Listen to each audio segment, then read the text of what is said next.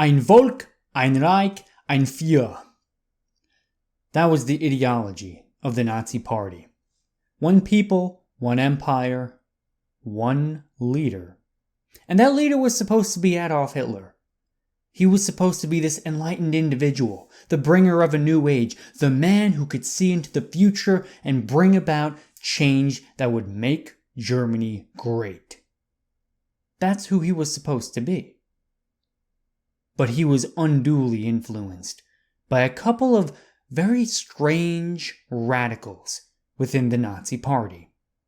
And those people would be responsible for many of the ills that the Nazi Party would be responsible for. But more on that in a moment.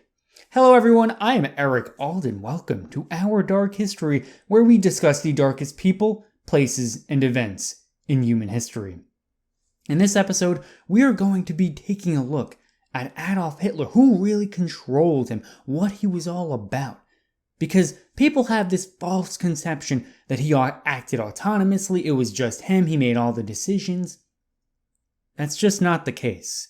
And if you look at the social dynamic between him and the other Nazi Party members early on, you can really get a good idea of how much sway some of these other people really had over him, because it's a lot more than you would think.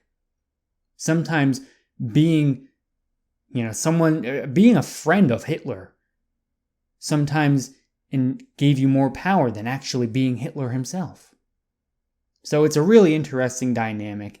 And without any further ado, let's get right on into the presentation. So, if we want to answer this question of who controlled Hitler, we have to take a look at the early Nazi Party, the dynamics that created what would become the Third Reich. So, in the beginning, they were actually semi-moderates with halfway decent ideas. So, there was the Bavarian Socialist Republic between 1919, 1920 or so. I think it was less than 2 years. It wasn't very long. But it was horrible. People in Germany did not like living under communism. We all know how horrible living under communism really is. And what happens when you live under it? You tend to kind of shift to the other extreme. You end up becoming a sympathizer with fascists. Because that's just inevitably kind of what happens. The same way that people who live under the horrible rule of a fascist ruler, they inevitably become a little more sympathetic to communists and the left way of thinking. That's just the way it happens. That's the way human beings are. So, with this early Nazi Party, they were just one of many right-wing extremist groups that were in Bavaria at the time. And I say extremists because, today we would consider them extremists, but at the time, they were just kind of one of the many. They were not unique or special in any way. In fact, they were actually kind of underwhelming because they eventually adopted socialist ideas. They started just stealing communist stuff, right? Calling people comrade. Right, that was supposed to be a communist thing. They just started doing it. So it's like, they're just laughing at communists, straight up stealing their stuff. And especially early on, they were able to get the right-wing group involved, because initially that's kind of how it was, right? We tend to think of those as the Hitlerites. And then there were a bunch of these other left-wing people and more moderate people that eventually became part of the party. It was kind of smart to do so in individual cases for a lot of these people, right? It's the National Socialists, right? So let's people always say, oh, Hitler was a right-wing extremist. There's a lot of truth to that. I'm not debating whether or not Hitler was right-wing or left-wing. I think he was more right-wing than left-wing, but there were definitely elements of socialism, left-wing ideas, power to the workers. There was definitely that kind of sentiment going on. And it was really helpful because it let them bring in all these other people that otherwise never would have been part of the Nazi Party. So, and the interesting thing is they were actually kind of respected within Germany. Now, as time went on, right, we're talking 1930s or so, people started recognizing, all right, these people are kind of nut jobs. They're a little out there. They want to once they overthrew the government, things were kind of like, well, if you're still with them, hopefully it's because you're forced to be with them and not because you kind of want to be there, because after that, that was when they were kind of exposed for the nut jobs that they were. Things got really bad after that point. And it's actually interesting because I know someone who lived through World War II, who saw Hitler's rise to power, a German, and she always said, right, because I've talked to her about this a couple of times, and she's always said that early on, everyone loved him. Early on, he was this genuinely decent-seeming politician. And as time went on, he got more power, he got more crazy, and things eventually deteriorated and got really bad. And it got to the point where, they really did view the Soviet invasion as a liberation.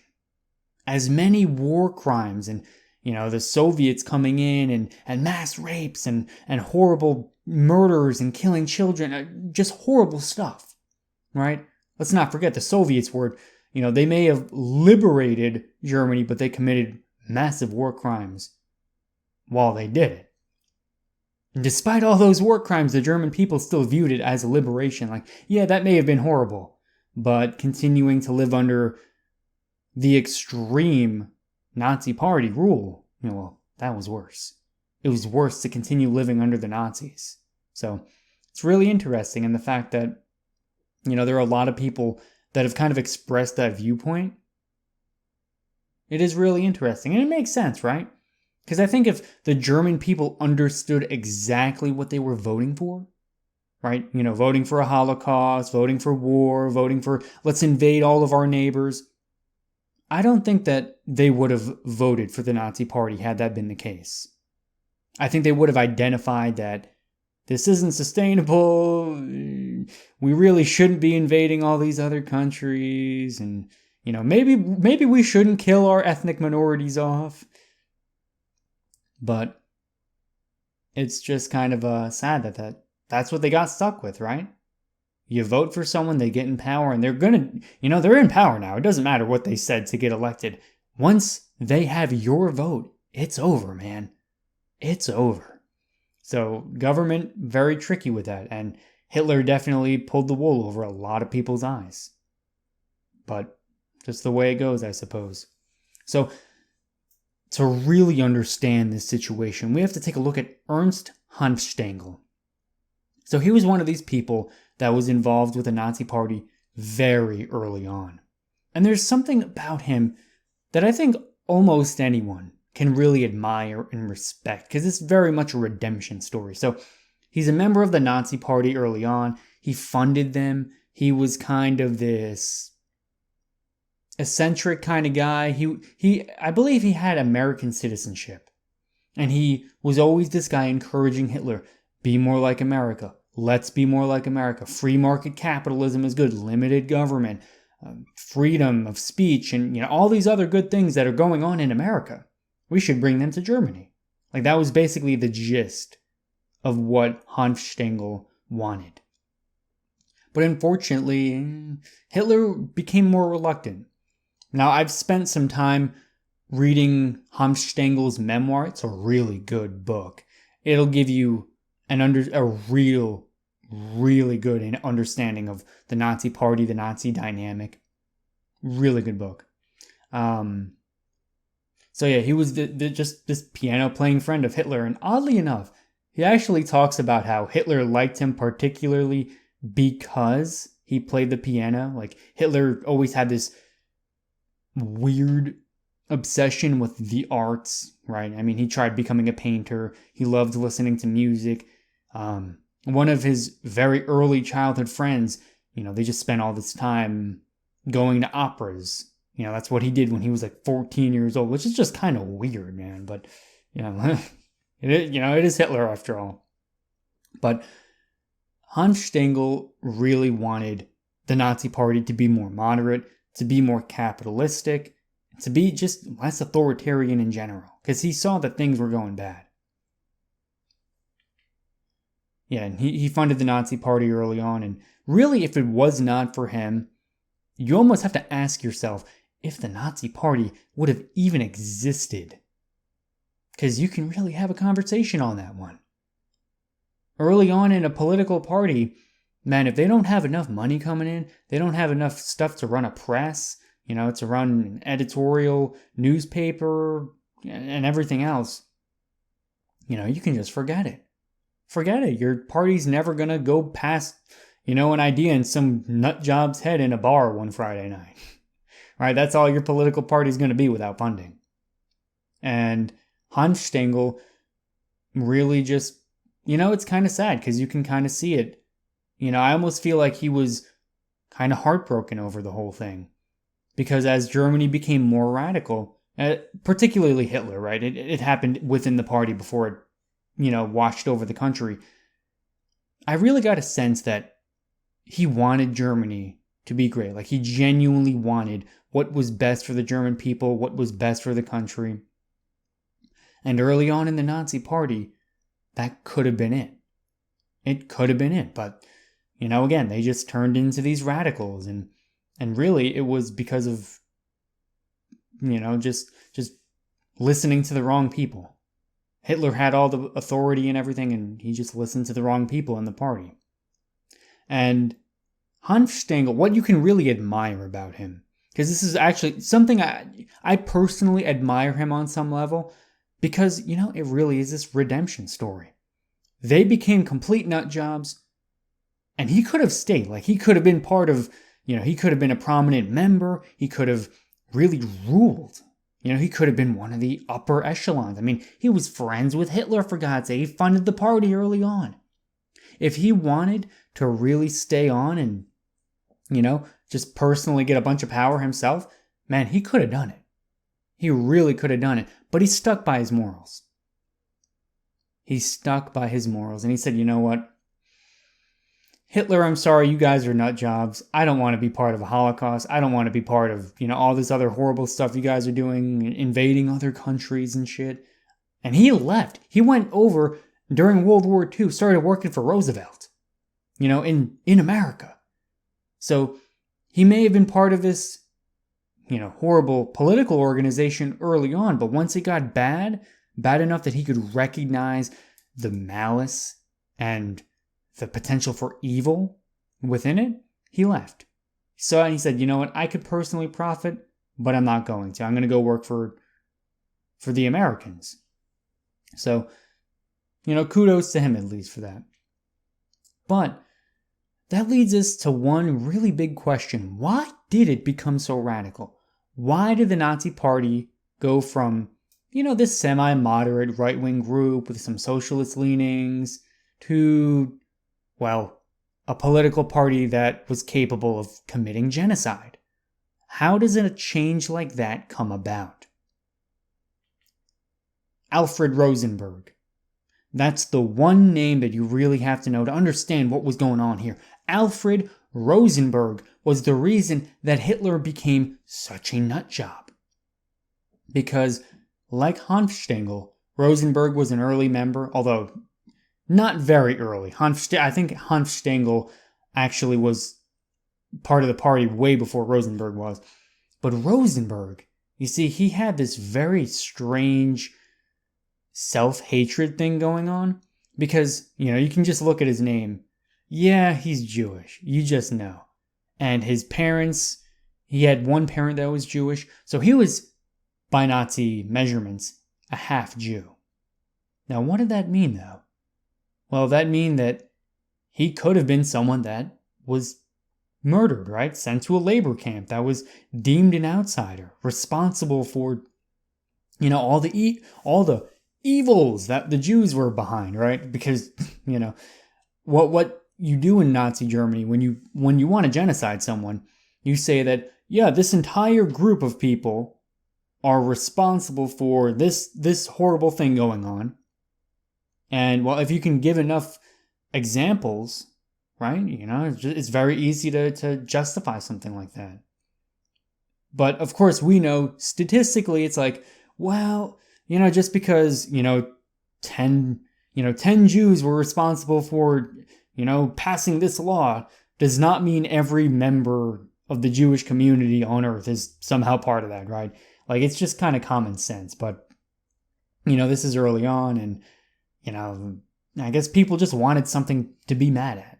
I really think that's a big part of this. And it's really weird because Rosenberg was the guy behind a lot of the anti-Semitism within the Nazi Party. And it's just weird because, he's a half Jew himself. One of those weird things. I guess it's one of those stereotypical, the self-hating Jew. I mean, Karl Marx falls into this category, right? I mean, Karl Marx, the reason he was a communist, like, he wrote about, how the Jews they just love money and capitalism and exploiting the workers. And Karl Marx hated Jews because, on the basis that, they were the capitalists. Oddly enough, and Karl Marx was a Jew. It's just weird. It's just such a weird thing. But I guess that is history. That's the way it goes. But yeah, getting back to Rosenberg, he was just really anti-Semitic. And he, there were elements of anti-Semitism within the party prior to him, and that would have developed without him. But he was the one really, he wasn't just stoking the flame, man. He was pouring gasoline on it. And because of him and his influence over Hitler, the party became less focused on good ideas, and they just basically turned into hate-mongering, right? Because hate-mongering is so much easier to do than focusing on good ideas, good initiatives. It's not that you are responsible for some kind of downfall. It's because, this other person over there, they did it behind your back. And, that's why things are going bad. And again, they were able to point to certain cases where it's like, oh yeah, there actually was a Jew that was responsible for, this or that. But here's the problem with that, though. It's like, you can do that with any ethnic group, with any group of people. Like, if they wanted to, they could have found someone of French origin and been like, oh yeah, you see, it's all the French people. They're the reason that, things are going horribly in the country, which honestly would have made more sense. Would have made a hell of a lot more sense, but I get, making sense was not part of the radical agenda. And things got really bad during the purges of the party in 1934, because that was when the Night of the Long Knives happened. And that's basically where the Hitlerite factions, the people that basically treated Hitler like a god, like the physical embodiment of God on earth, those people took control of the Nazi Party. And it's actually a really scary phenomenon. I mean, I know I've talked about Hitler's God complex before. I mean, he thought he was, the second coming of Christ or something. I'm sure you've heard of the 1,000-Year Reich. Where do you think that comes from? He's trying to turn the Bible into, his own, I'm the second coming of Christ thing. I mean, he really did have that kind of complex going on. It's some crazy shit. But when the Nazi Party takes control of all of Germany in 1933, things, again, that's where their power was basically infinite, right? There was nothing they couldn't do. Freedom of speech, freedom of, everything else, basically gone. And the Nazi Party controlled the entire government. Like, they were the government at this point. There was no opposition. Like, if you had something bad to say about the Nazi Party, you went to prison. So 1933, that happens. But, there was hope, right? Because there were sections within the Nazi Party that were, a little bit more open-minded, a little bit more left-wing, a little bit more, not even left-wing, but just moderates. People that were sane. People that weren't these Hitler-worshipping, crazy, insane people. 1934, they all go away. They all go away. Now, it's actually surprising when you look at the numbers. Because there were only, the highest estimate is about 100 people were killed within the Nazi Party on the night of the Long Knives. That's when the big shift happened. But it's interesting because how could there only be 100 moderate people within the party? Well, the thing is, people saw that happen, and then they were like, well, now I know where I stand. If I disagree with Hitler, if I say something the government doesn't want, if I point out some uncomfortable truths, well, they're going to come after me. I might get purged next. It was a really bad situation. So most people, they just kind of turned a blind eye. It was just easier to do that. It's more expedient personally. And unfortunately, a lot of people did. A lot of people were just like, Hitler's a nut job. This Nazi party thing has gone way too far. But, well, what am I going to do? I can't leave. Especially during the Nazi party, it's like, there was this really negative connotation against Germans. So, it's not like there's anywhere that's going to really want to accept you as an expat. So, it's just like, yeah, let me just grin and bear it. I mean, even Ernst Stengel, I'm sure people gave him suspicious looks sometimes and spied on him. You can almost guarantee, because you always have this fear of, oh, is this guy a double agent? Is he trying to just get intel, or is he actually here because he wants to be here? And that's always a question that you have to ask. So, yeah, it was really a tough situation. Really a tough situation. And primarily the leaders of the left-wing party were the Strasser brothers. So there is this strand of Nazism called Strasserism. And it's basically the left-wing spin on Nazism, as weird as that sounds. And the fact that they were purged tells you all you need to know about whether the Nazi party was left-wing or right-wing. Anyway, so the Strassers it was basically like the entire ideology of the Nazi party, but with some more left-wing economic and, like, let's not invade everyone. Basically stuff like that. It was much more moderate and tolerable in comparison to, again, the Hitlerites, the people that thought that, Hitler is the second coming of Christ, and, by war, he's just going to take over the world and, establish this new peace. It's really crazy when you look at people actually believe this. Not just some, like the majority of the people who lived in like one of the biggest and most powerful countries on earth at one time. We're very, very lucky to live in a scenario where Hitler didn't win, because he probably would have taken over the world if World War II didn't happen, right? If America didn't get involved, or we can just be thankful that things didn't go well, because I really think that you give them enough time, they eventually would have. It's not like the Soviet Union where you give them a couple decades and the government will collapse because it's so stupid. No, with the Nazi party, it's more like, oh God, we have to kill them right now, because if we don't, they will kill us. Crazy stuff, man. And yeah, and when the Hitlerites took control, it was this horrible shift. Because now, all of a sudden, there wasn't that left-wing opposition in the Nazi party to stop them from just doing insane, radical, fascist stuff. Like, there just wasn't the voice of reason. And I don't mean to make it sound like the left-wingers were the voice of reason or anything like that. I only say it because, it balanced things out. That's what it's all about, man. If you can find balance within your government, things are going to be okay. You need to hear both sides of every issue. And when you take one side out of the equation, it's just, all right, well, only extreme right-wing fascists are able to make decisions anymore. That's when things get a little bit tricky, and that's where you run into a lot of this really horrible stuff that went on. I mean, you give it a couple years and, the Holocaust happens and they're killing Slavic people and then even the killing Christians. I mean, there were a lot of Christians in Germany who opposed the Reich.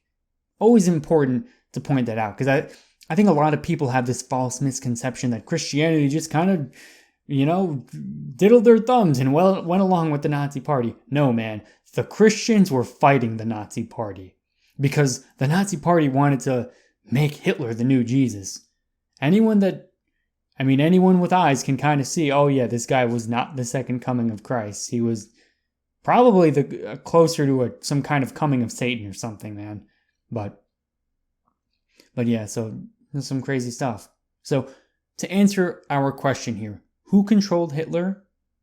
Hitler was unduly influenced by one radical, by one nutjob, Rosenberg, who always whispered in his ear, who always told him, oh yeah, it's those Jews, it's those Slavs. The reason the economy isn't doing so good, it's those people over there. And because of him, their speech against these groups of people, they get ramped up, they get blamed, they get scapegoated, and eventually it's going to lead to one of the worst genocides in human history. Right? I mean, the word genocide is almost synonymous with the Holocaust, but the Holocaust, man, that's specific to this time, what happened here. It's some pretty bad stuff. And it's just really sad. But Hitler was not the one that controlled all of these things coming about. It's really because of the radicals within the Nazi Party, like Alfred Rosenberg, and really more so than any of the other radicals, because there were others, right? Hans Stengel talked about how Himmler was basically a yes man. Goebbels was pretty nuts too. Göring was high. And, but Hans Stengel really points to Rosenberg being this one guy. Like, he's the reason that things got really as bad as they did. Because once Hitler got pushed to a certain point of anti-Semitism, of radicalism, of the crazy ideas, expansionism, all these crazy ideas, a lot of them came from Rosenberg. And after a certain point, man, there's no coming back. There is no coming back after a certain point. And it's really tragic, because you almost have to wonder, like, would the Nazi Party have been as crazy if someone like Alfred Rosenberg wasn't around to, corrupt it? Right? He was the guy. He was the drop of poison that poisoned the well. Right? He was the bad apple that ruined the bunch. In more than one way. So, yeah, so that's Who Controlled Hitler, Alfred Rosenberg. I really hope you guys enjoyed this little presentation here. I think it's so important to really get an in-depth understanding of these kind of issues because, man, I'm telling you, it's like everyone just kind of has these false misconceptions about what went on during World War II or really any historical event ever. But specifically, this event, people think Hitler had all the power. Man, he did not have all the power. Like on paper, yeah. But when, someone can whisper in your ear and change your decision, change your worldview that easily to get the hate mongering going, well, who's really in control then? So thank you so much for watching all the way through. Be sure to subscribe to the YouTube channel, follow the podcast. Maybe check out my other podcast, Biocast, where we take a look at the life of single individuals, one person at a time. In fact, we've covered Adolf Hitler on Biocast. So if you're interested in checking that out, be sure to check it out. There will be a link to that in the description or the show notes, wherever it is you're listening or watching. Thank you so much, and I will see you in the next one. Peace out.